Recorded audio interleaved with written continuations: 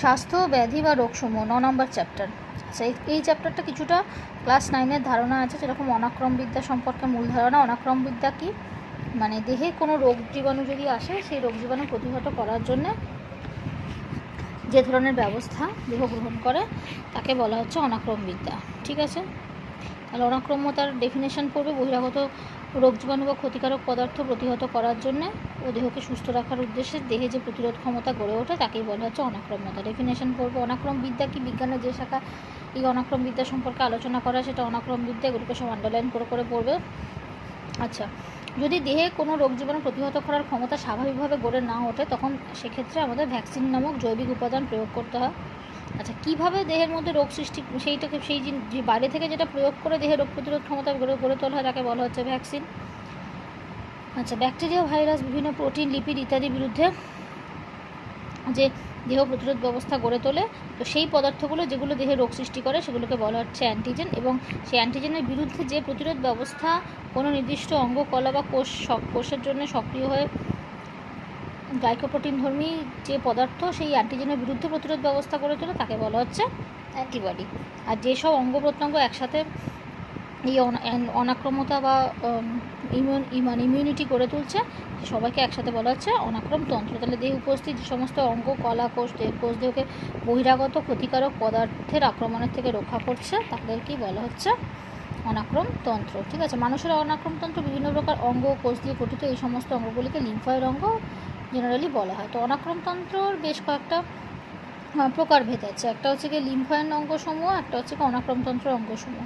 Lymphoid অঙ্গ কি বলছে, দেহে অনাক্রমতন্ত্রের অন্তর্গত যে সমস্ত অঙ্গে অনাক্রমতার সঙ্গে রক্তকণিকা, বিশেষ করে লিম্ফোসাইটের উৎপত্তি। মানে লিম্ফোসাইট কোথায় থাকে, আমাদের ওয়ান টাইপ অফ শ্বেত রক্তকণিকা হচ্ছে কি লিম্ফোসাইট, যেটা দেহের রোগ জীবাণু প্রতিহত করতে সহায়তা করছে। তো সেই জিনিসগুলো যেখানে থাকছে সেটাকে বলা হচ্ছে লিম্ফয়েড অঙ্গ। ঠিক আছে, বেশ কয়েক ধরনের লিম্ফয়েড অঙ্গ হয়।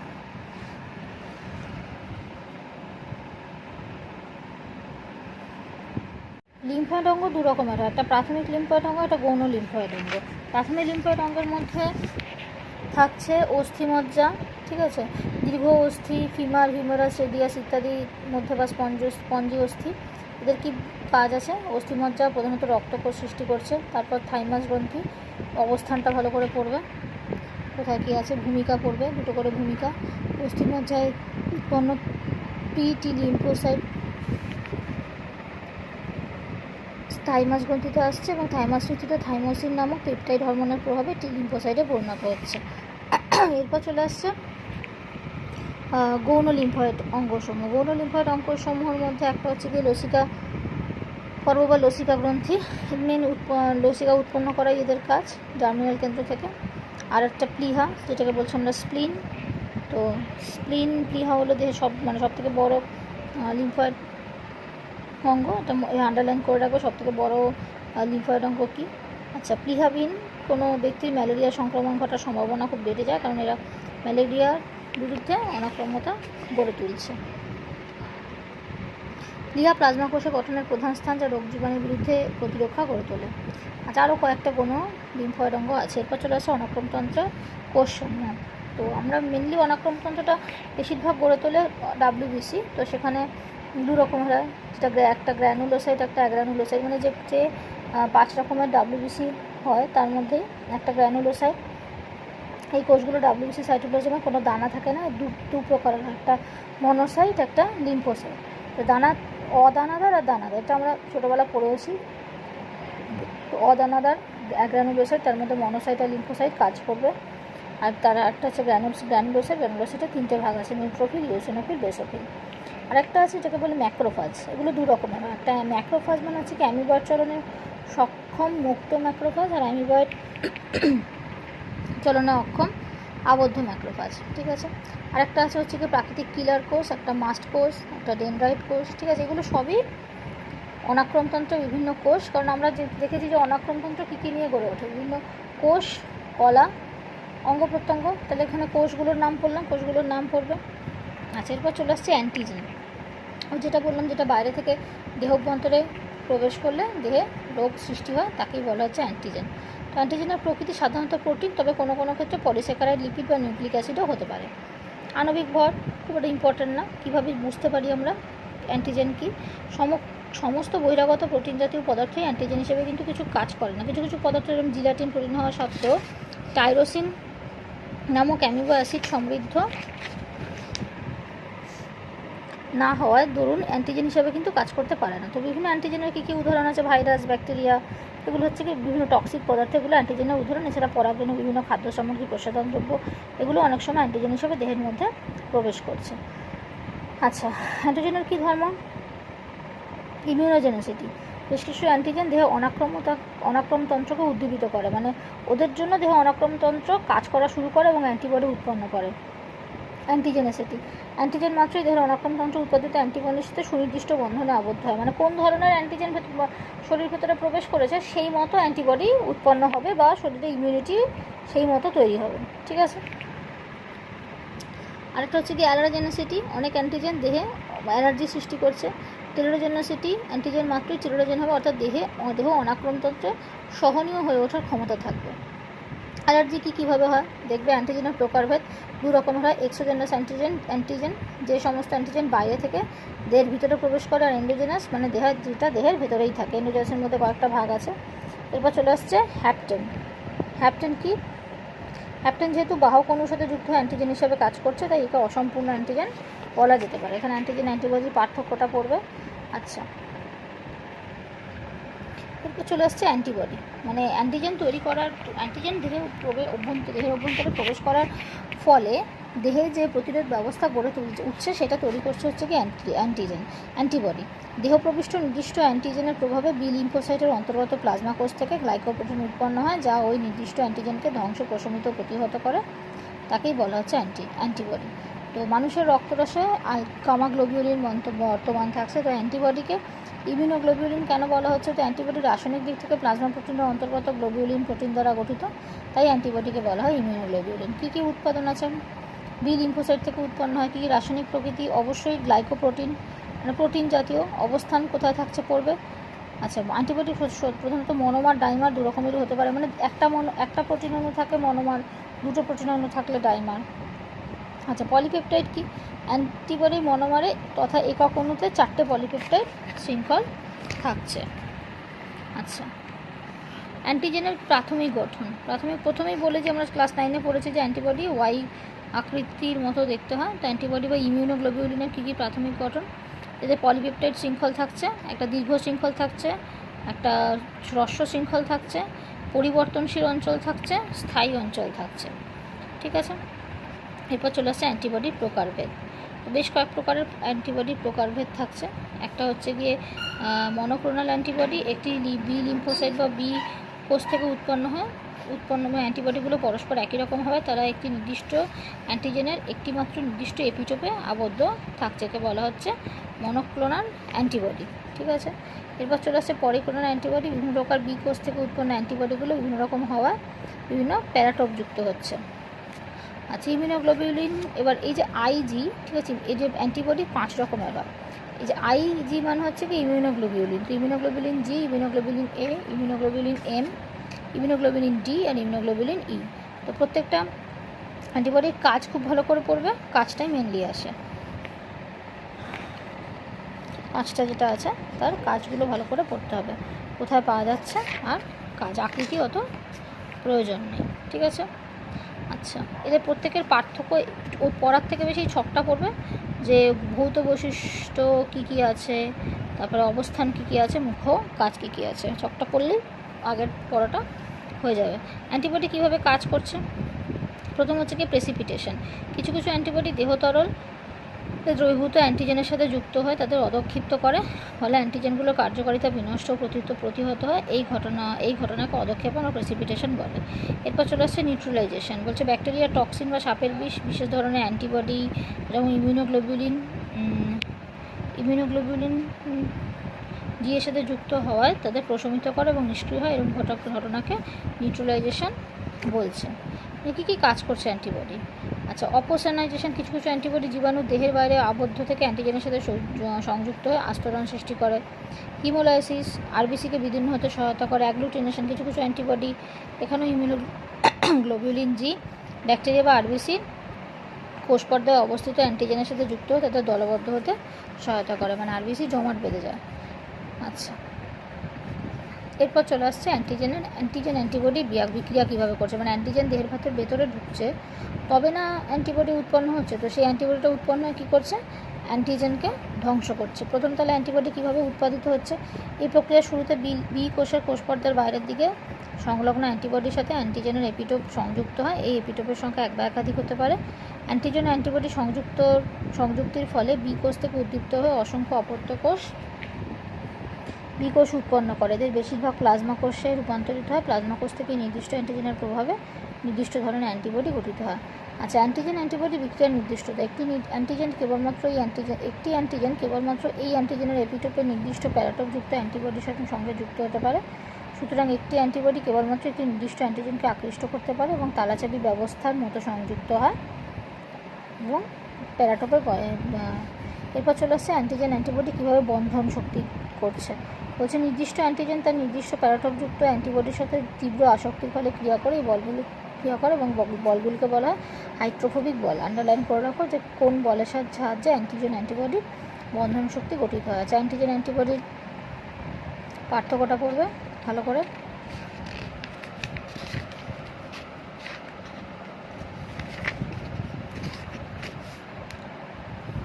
আচ্ছা, অনাক্রম্যতা কত রকমের হয়। একটা সহজাত অনাক্রম্যতা, যেটা দেহের ভেতরে কোনো রোগের বিরুদ্ধে করেই থাকে। আর একটা বাহ্যিক প্রতিবন্ধক, মানে আরেকটা হচ্ছে কি অর্জিত অনাক্রম্যতা। সহজাত অনাক্রম্যতা কি জন্মগত সাধারণ স্থায়ী যে প্রতিরোধ বংশানুক্রমে সঞ্চারিত হয় তাকে বলা হচ্ছে সহজাত অনাক্রম্যতা। এই ধরনের অনাক্রম্যতা অনির্দিষ্ট প্রকৃতির হয়। এটি বহিরাগত বস্তুকে দেহে প্রবেশে বাধা দেয়। আচ্ছা, দু ধরনের হয় এই ধরনের অনাক্রম্যতা। একটা বাহ্যিক প্রতিবন্ধক ও অন্তঃস্থ প্রতিবন্ধক। বাহ্যিক প্রতিবন্ধক কি দেহে বাহ্যিক প্রতিবন্ধক ব্যবস্থা, যেমন ভৌত প্রতিবন্ধকের মধ্যে ত্বক, দেহে জীবাণু ক্ষতিকারক পদার্থ অনুপ্রবেশে বাধা দেয়, মিউকাস পর্দা। রাসায়নিক প্রতিবন্ধক কি লালারস, অশ্রু, পাকরস, পিত্তরস, লেশা, যেগুলো জীবাণু ঢুকতে বাধা দেয়, বা যেমন আমাদের লালারসে অ্যান্টিসেপটিক আছে, আমরা কোথাও কেটে গেলে ওই জন্য আঙুলটাকে মুখে ঢুকিয়ে দিই। অন্তঃস্থ প্রতিবন্ধক বা দ্বিতীয় সারির প্রতিরক্ষা ব্যবস্থা। বলছে দেহের অভ্যন্তরস্থ বিভিন্ন প্রকার কোষ বিভিন্ন পদ্ধতিতে রোগ জীবাণুকে ধ্বংস করে বা প্রতিহত করে। এটি দ্বিতীয় সারির প্রতিরক্ষা হিসাবে গণ্য করা হয়। এদের মধ্যে আছে শ্বেতরক্ত কণিকা, মূলত 5 রকমের শ্বেতরক্ত কণিকা আছে, ঠিক আছে। এই যে প্রত্যেকের কাজ দেওয়া আছে, নিউট্রোফিল, ইওসিনোফিল, কাজ খুব ভালো করে পড়বে, বেসোফিল, মনোসাইট, লিম্ফোসাইট। এরপর চলে আসছে ম্যাক্রোফাজ। ম্যাক্রোফাজ কি? এই শব্দটি গ্রিক ম্যাক্রো বা থেকে এসছে। তো মনোসাইটগুলো রক্তস্রোতে 1 থেকে 2 দিন থাকার পরে কলাকোষে প্রবেশ করে এবং ম্যাক্রোফাজে পরিবর্তিত হয়। এদের কাজ করবে। আচ্ছা, একটা আছে কিলার কোষ, তার কাজ করতে হবে। আচ্ছা, এরপর চলে আসছে ইন্টারফেরন। ভাইরাস ইনজেকশনের সময় মেরুদণ্ডী প্রাণীদের কোষ থেকে এবং WBC ফাইব্রোব্লাস্ট ইত্যাদি প্রভৃতি থেকে প্রাকৃতিকভাবে তৈরি একরকম স্বচ্ছ আণবিক ওজন মিশ্রিত প্রোটিনজাত পদার্থ উৎপন্ন হয়, তাকে বলা হচ্ছে ইন্টারফেরন। ডেফিনেশন করবে, লালভাবে লেখা আছে যেটা। তো এর কিছু প্রকারভেদ আছে। ইন্টারফেরনের কী প্রকারভেদ আছে? Type 1 interferon, type 2 interferon, type 3 interferon, ঠিক আছে। কী কাজ আছে পড়বে। আচ্ছা, এরপর চলে আসছে কমপ্লিমেন্ট সিস্টেম। অ্যান্টিবডি ও ইন্টারফেরনের পার্থক্য পড়বে, ইম্পর্ট্যান্ট। আচ্ছা, এরপর চলে আসছে কমপ্লিমেন্ট সিস্টেম। যে ধারাবাহিক বিক্রিয়ায় কিছু রক্তরসের প্রোটিন অনির্দিষ্টকালে বহিরাগত জীবাণুর কোষে ছিদ্র সৃষ্টি করে তাদের বিভিন্ন ধ্বংস করে, তাদেরকে বলা হচ্ছে কমপ্লিমেন্ট সিস্টেম। কী উপাদানও তাদের উৎস আছে, দেহের বিভিন্ন স্থান থেকে কমপ্লিমেন্ট সিস্টেমগুলো প্রোটিন উৎপন্ন করে, এদের কমপ্লিমেন্ট প্রোটিন বলা হচ্ছে। বিভিন্ন প্রকার কমপ্লিমেন্ট প্রোটিনের উৎস পড়বে। আচ্ছা, দেহের প্রতিরক্ষায় কমপ্লিমেন্ট সিস্টেমের কী ভূমিকা আছে পড়বে। আচ্ছা, এরপর জ্বরের কী লক্ষণ, জ্বরের প্রতিরক্ষায় কী ভূমিকা। জ্বরের প্রদাহ সৃষ্টি, মানে জ্বরে যে শরীর গরম হচ্ছে, সেগুলো কমপ্লিমেন্ট সিস্টেম C3 এবং C5 করছে। কোনকে আর ফলে কোষগুলো থেকে প্রচুর হিস্টামিন রক্তে ক্ষরিত হচ্ছে। আচ্ছা, এরপর চলে আসছে অর্জিত অনাক্রম্যতা, মানে যেটা ভ্যাকসিনেশনের মাধ্যমে পাওয়া যায়, বা কোনো রোগের বিরুদ্ধে একবার অনাক্রম্যতা গড়ে উঠলো, মানে একবার পক্স হলো, তো তার বিরুদ্ধে একটা অ্যান্টিবডি তৈরি হয়ে যাবে। পরবর্তীকালে পক্স হবে না যে তা না, হতে পারে, কিন্তু সেটা অত ভয়ানক হবে না। জীবনকালে যে কোনো সময় অনাক্রম্যতা অর্জিত হতে পারে, সাধারণত রোগ জীবাণু সংক্রমণের ফলে বা ভ্যাকসিনেশনের ফলে এটা গড়ে ওঠে। তো অর্জিত অনাক্রমতা দুভাবে, একটা সক্রিয় অর্জিত অনাক্রমতা, একটা নিষ্ক্রিয় অর্জিত অনাক্রমতা। আচ্ছা, প্রাকৃতিক সক্রিয় অর্জিত অনাক্রমতা কৃত্রিম, এটাও প্রাকৃতিক, এটাও আর একটা কৃত্রিম, মানে প্রত্যেকটাকে দুটো ভাগে ভাগ করা যায়, প্রাকৃতিক আর কৃত্রিম, প্রাকৃতিক আর কৃত্রিম। সক্রিয় অর্জিত অনাক্রমতা কি? কোনো অ্যান্টিজেন স্বাভাবিকভাবে দেহে প্রবেশ করলে বা ভ্যাকসিনেশনের মাধ্যমে কৃত্রিমভাবে দেহে প্রবেশ করানো হলে সক্রিয় সংস্পর্শে অ্যান্টিবডি উৎপাদনের মাধ্যমে যে অনাক্রমতা গড়ে ওঠে তাকেই বলা হচ্ছে সক্রিয় অনাক্রমতা। প্রাকৃতিক বা সক্রিয় অনাক্রমতা কি? প্রাকৃতিকভাবে দেহে যে সক্রিয় অনাক্রমতন্ত্র গড়ে ওঠে তাকেই বলা হচ্ছে প্রাকৃতিক বা সক্রিয় অর্জিত অনাক্রমতা। আচ্ছা, নিষ্ক্রিয় অর্জিত অনাক্রমতা কি? বলছে পূর্বঘটিত অ্যান্টিবডি কোনো দাতা প্রাণীর থেকে অন্য কোনো গ্রহিতা প্রাণীতে প্রবেশ করলে দেহের যে স্বল্পস্থায়ী অনাক্রমতা গড়ে ওঠে তাকে বলা হচ্ছে অর্জিত অনাক্রমতা। যেরকম গর্ভাবস্থায় মাতৃদেহে উৎপন্ন ইমিউনোগ্লোবুলিন জি অ্যান্টিবডি অমরার মাধ্যমে ভ্রূণের দেহে প্রবেশ করে, শিশুর জন্মের পরে 6 মাস পর্যন্ত বিভিন্ন রোগের বিরুদ্ধে ইমিউনোগ্লোবুলিন জি কাজ করতে থাকে। মাতৃদুগ্ধে বিশেষ করে কোলেস্ট্রমে প্রচুর পরিমাণে ইমিউনোগ্লোবুলিন এ অ্যান্টিবডি থাকে। তাহলে কোথায় ইমিউনোগ্লোবুলিন জি থাকছে, কোথায় ইমিউনোগ্লোবুলিন এ থাকছে একটু পড়বে। মাতৃদুগ্ধ পান করার ফলে ইমিউনোগ্লোবুলিন এ শিশুর দেহে প্রবেশ করে এবং অনাক্রমতা গড়ে ওঠে। এবার কৃত্রিম নিষ্ক্রিয় অর্জিত অনাক্রমতা। টিটেনাস প্রতিরোধকারী অ্যান্টিবডি বহনকারী টিটেনাস সিরাম, সাপের বিষ থেকে প্রতিরোধকারী অ্যান্টিভেনাম সিরাম, মানে এই জিনিসগুলো যেগুলো বাইরে থেকে স্বল্পস্থায়ী একটা অনাক্রমতা গড়ে তোলে। মানে কাউকে যদি সাপ কেটে থাকে তাহলে অ্যান্টিভেনাম দিলে তাহলে সাপের বিষটা নেমে যাবে। তাহলে তা বলে এটা নয় যে পরবর্তীকালে সাপ কামড়ালে তার আর কিছু হবে না, তার আবার হবে, কারণ সেই অনাক্রমতাটা স্বল্পস্থায়ী। তাকে সাপ কামড়েছে সেই জন্য তাকে অ্যান্টিভেনাম দেওয়া হয়েছে, তার জন্য সেই মুহূর্তে সাপের বিষ কাজ করতে পারছে না, কারণ শরীরে একটা ইমিউন সিস্টেম গড়ে তুলেছে, কিন্তু পরবর্তীকালে আবার সাপ কামড়ালে সাপের বিষ কাজ করতেই পারে। আচ্ছা, সক্রিয় অনাক্রমতা নিষ্ক্রিয় অনাক্রমতার পার্থক্য ভালো করে পড়বে। এবার চলে আসছে কার্যপ্রণালী ভিত্তিতে অর্জিত অনাক্রমতার প্রকারভেদ কি কীভাবে আছে। একটা অ্যান্টিবডি নির্ভর অনাক্রমতা, আর একটা হচ্ছে গিয়ে কোষীয় অনাক্রমতা বা কোষ নির্ভর অনাক্রমতা। এটা এখানে থেকে না পড়াতে ক্লাস 9-এর বই থেকেও পড়তে পারো, ক্লাস 9-এর বইতেও যা আছে ওটা পড়লেই হবে। আচ্ছা,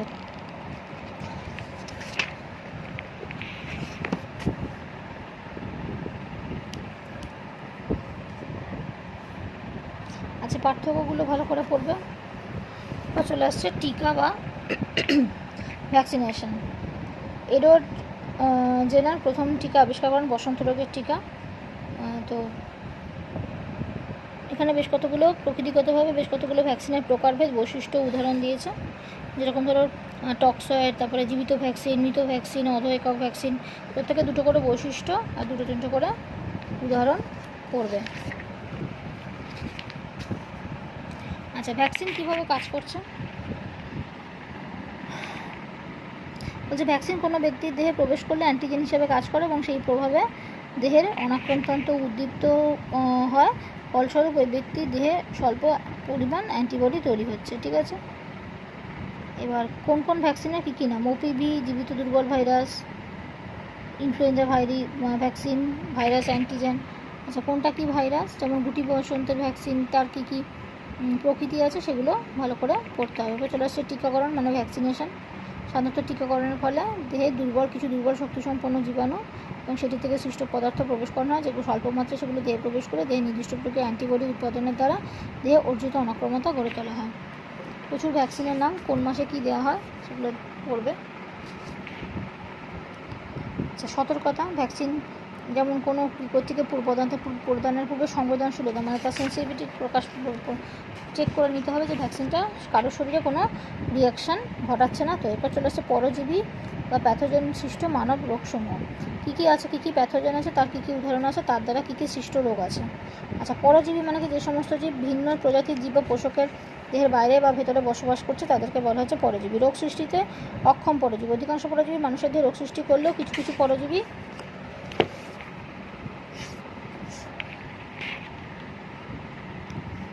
মানুষের শরীরে রোগ সৃষ্টি করে না। তো সেটাকেই যেমন এসেডিকা কোলাই মানুষের কোনো রোগ সৃষ্টি করে না, এটা রোগ সৃষ্টি অক্ষম পরজীবী। আর যারা রোগ সৃষ্টিকারী করে তারা, এবার যাদের দেহে রোগ সৃষ্টি করছে মানে যে দেহে থাকছে তাদেরকে বলা হচ্ছে পোষক। পোষক দু ধরনের হয়, প্রাথমিক পোষক ও মুখ্য পোষক এবং গৌণ পোষক বা অন্তর্বর্তী পোষক। আচ্ছা, বাহক মানে কি, যে রোগটা বহন করে নিয়ে যাচ্ছে। যেরকম ম্যালেরিয়ার ক্ষেত্রে যদি মানব দেহ পোষক হয়, কিন্তু শ্রী অ্যানোফিলিস মশা সে কিন্তু বাহক, কারণ সেই রোগটা বহন করে নিয়ে যাচ্ছে। ঠিক আছে, কিছু কিছু যান্ত্রিক বাহক হয় আর জৈবিক বাহক হয়। জৈবিক বাহক মানে ধরো স্ত্রী অ্যানোফিলিস মশা। যান্ত্রিক বাহক মানে যে বাহক কেবলমাত্র এক পোষকের দেহ থেকে অন্য পোষকে পরজীবীকে স্থানান্তরিত করতে পারে, কিন্তু তার দেহ ওই পরজীবীর জীবনচক্রে কোনো দশা সংরক্ষণ হয় না, যেরকম গৃহমাছি, কলেরা, টাইফয়েড ইত্যাদি। আচ্ছা, এরপর বিভিন্ন রোগ আসছে। আচ্ছা, এবার এখানে কয়েকটা রোগ আছে। প্রথম হচ্ছে কি ম্যালেরিয়া। তো ম্যালেরিয়ার প্যাথোজেন প্লাজমোডিয়াম ভাইরাস, স্ত্রী অ্যানোফিলিস মশার বাহক। বেনাইন মানে সজা বা ক্ষতিকারক নয়, ম্যালিগন্যান্ট মানে মারাত্মক ক্ষতিকারক। তো ম্যালেরিয়া ক্ষতিকারক নয় একটা হতে পারে, আবার ম্যালিগন্যান্টও হতে পারে, ম্যালিগন্যান্ট ম্যালেরিয়া। ভেক্টর স্ত্রী অ্যানোফিলিস মশা, ইনকিউবেশন পিরিয়ড মানে মশাটার মশকের দেহে যে প্লাজমোডিয়াম ভাইভ্যাক্স জীবনচক্র সম্পূর্ণ করবে সেটা হতে সময় লাগে 10 থেকে 37 দিন। রোগ বিস্তার কীভাবে হয়? স্ত্রী অ্যানোফিলিস মশা যখন ম্যালেরিয়া রোগাক্রান্ত রোগীর রক্ত পান করে তখন ম্যালেরিয়া পরজীবী মশকির দেহে প্রবেশ করছে। তো ম্যালেরিয়া পরজীবীর গ্যামেটোসাইট দশা মশকির দেহে প্রবেশ করে এবং উক্ত দশা থেকে স্পোরোজয়েড সৃষ্টি হয়। তো স্পোরোজয়েড দশাগুলো সুস্থ লোকের রক্তে মিশে যায় এবং আক্রান্ত ব্যক্তির যকৃতে স্পোরোজয়েড দশা মেরোজয়েড দশা সৃষ্টি করে। মেরোজয়েড যখন রক্তে মুক্ত হচ্ছে তখন এক ধরনের বিষাক্ত পদার্থ বা টক্সিন মিশ্রিত করে, তার ফলে রোগীর কাঁপুনি দিয়ে জ্বর আসে, অর্থাৎ রোগীটি ম্যালেরিয়া রোগাক্রান্ত হয়। মানুষের দেহে প্লাজমোডিয়ামের অযৌন চক্র বা সাইজোগনি ঘটে এই 3টে চক্রের দ্বারা। আচ্ছা, তারপর চলে আসছে প্রি এরিথ্রোসাইটিক চক্র। বলছে যকৃতে ঘটছে, এটা প্রায় 4 দিন মতো সময় লাগছে এবং এই ক্রিপ্টোজয়েড বেরিয়ে এসে আরবিসিকে আক্রমণ করছে। এরপর চলে আসছে এরিথ্রোসাইটিক চক্র, আরবিসিতে ঘটছে, 48 ঘন্টা অন্তর অন্তর চলতে পারে। আচ্ছা, এক্সট্রো এরিথ্রোসাইটিক চক্র, মেরোজয়েড পুনরায় যকৃতে প্রবেশ করে, অর্থাৎ লোহিত রক্তকণিকায় প্রবেশ করছে। রোগ লক্ষণ কী কী আছে ম্যালেরিয়ার?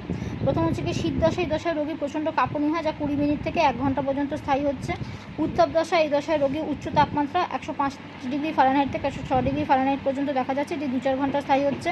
আচ্ছা, ঘর্মদশা কি? এই দশায় রোগীর প্রচুর ঘাম হচ্ছে, জ্বর বেড়ে যাচ্ছে, এই দশাটি 2 থেকে 3 ঘন্টা স্থায়ী হচ্ছে।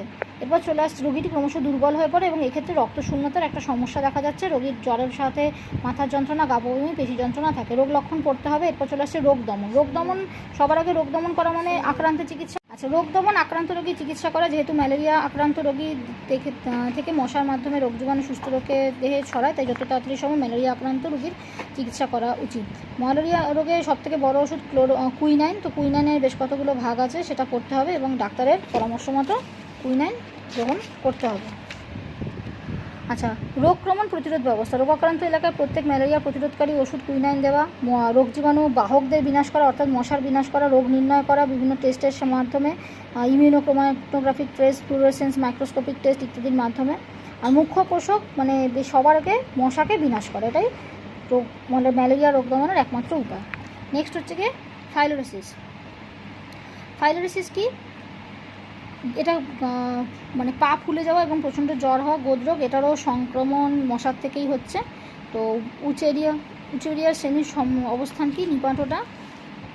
আচ্ছা, বাহক পতঙ্গ। ফাইলেরিয়া পরজীবী বাহক হচ্ছে কি স্ত্রী কিউলেক্স মশা, ওটা স্ত্রী অ্যানোফিলিস ছিল, এটা স্ত্রী কিউলেক্স মশা। ফাইলেরিয়ার লক্ষণ কী কী আছে?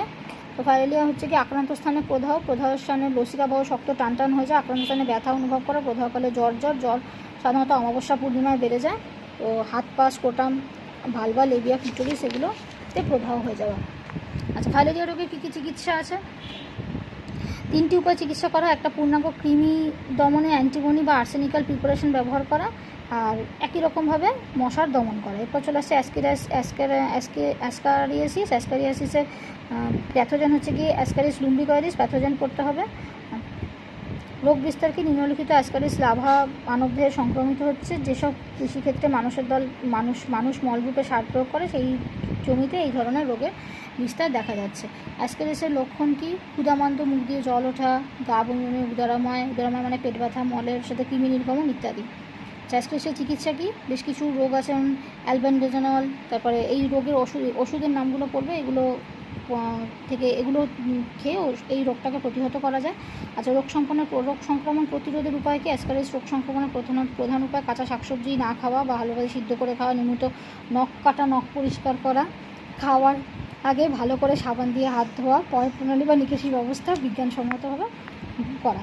টাইফয়েড বা আন্ত্রিক জ্বর, প্যাথোজেন সালমোনেলা টাইফি, 10 থেকে 15 দিন লাগে ইনকিউবেশনে। রোগ বিস্তার খাদ্য, জল, দুধের বিভিন্ন প্রোডাক্ট, না ধোয়া শাকসবজি, এগুলো থেকে এই রোগের বিস্তার হতে পারে। রোগ লক্ষণ কী আছে? জ্বর ক্রমশ বাড়তে থাকা, জ্বর মইয়ের ধাপের মতো আস্তে আস্তে বাড়তে থাকে, রোগ প্রতিরোধের দমন কি, স্বাস্থ্যকর পরিবেশে বসবাস, পারফরমেন্সের উন্নতি সাধন ইত্যাদি। নিউমোনিয়া, তো এই সবকটা রোগেরই এভাবে প্যাথোজেন পড়বে, রোগ বিস্তার পড়বে, রোগ লক্ষণ পড়বে। নিউমোনিয়া আছে, তারপরে কমন কোল্ড, আমাশয়। আচ্ছা, এরপর চলে আসছে ক্যান্সার ও এইডস। ক্যান্সারের কারণ কি? বিভিন্ন কার্সিনোজেনের জন্য হচ্ছে, ইউভি রে, এক্স, ওয়াই এদের জন্য হচ্ছে। তো কী কী? ডিএনএ ভাইরাসের মাধ্যমে হচ্ছে, হার্পিস ভাইরাস, ক্যাপসিন সার্কোমা। ক্যান্সারে কী কী প্রকার আছে? আচ্ছা, একটা হচ্ছে কি কার্সিনোমা, এই প্রকার ক্যান্সার এপিথেলিয়াম কোষ থেকে উন্নতি লাভ করে। তারপরে হচ্ছে কি মেলানোমা, লিউকোমিয়া, রক্তের ক্যান্সার, লিম্ফোমা, লসিকা গ্রন্থির ক্যান্সার। ক্যান্সারে কী কী লক্ষণ? কয়েকটা আদর্শ স্থান, এটা ইম্পর্ট্যান্ট। আচ্ছা, ক্যান্সার কীভাবে বিস্তার করে? রক্ত সংবহনের মাধ্যমে বিস্তার করতে পারে, লসিকা সংবহনের মাধ্যমে। আচ্ছা, কোনো অঙ্গ প্রতিস্থাপন, ধরো কোনো যকৃৎ, বৃক্ক ইত্যাদি প্রতিস্থাপন করার মাধ্যমে, প্লাসেন্টার মাধ্যমে, জীবাণু সংক্রমণ বা ডিএনএ মিউটেশনের জন্য হয়ে থাকছে। আচ্ছা, এরপর চলে আসছে AIDS. Pathogen HIV, incubation period 6 থেকে 8 months. Human immuno deficiency virus, শরীরে ইমিউনিটি সিস্টেমকে সম্পূর্ণ নষ্ট করে যায়, প্রতিকারক পড়বে। এরপর